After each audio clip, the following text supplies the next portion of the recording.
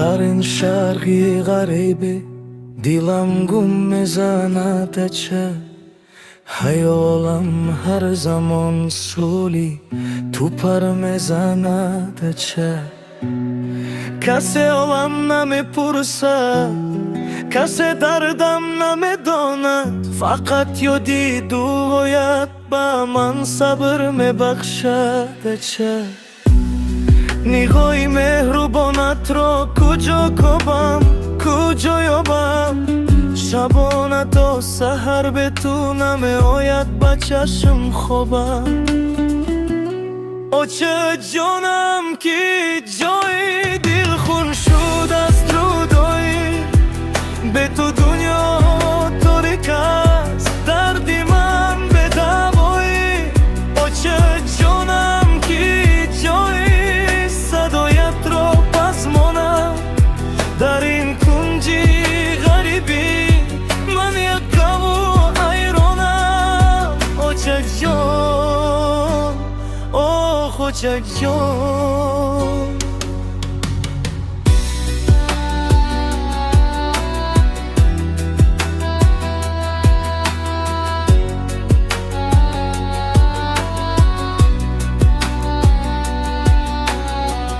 نمیدانم کی میپوشد روی تو کرتای خوابت کی میماند بر روی سفره و نانی پر از آبت دعایم کن کی آواره نگردم در بری مردم کی من به تو مثالی یک گیاهی تشنه گندم سرم را روی زانویت گذاشتم آرزوی من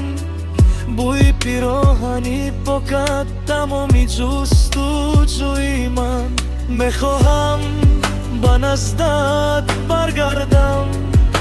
آچه بوی های خستت را ببوسم آچه ببخش که دور گشتم از کنارت ببخش که جر کردم در انتظارت آچه جانم که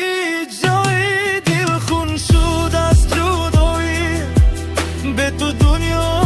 تاریک است دردی من به درایی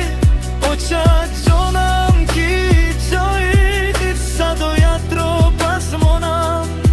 در این کنجی غریبی من یک کبو حیرانم که جایی آچه جانی من نوری خاندانی من بیا که پس مانم آچه جان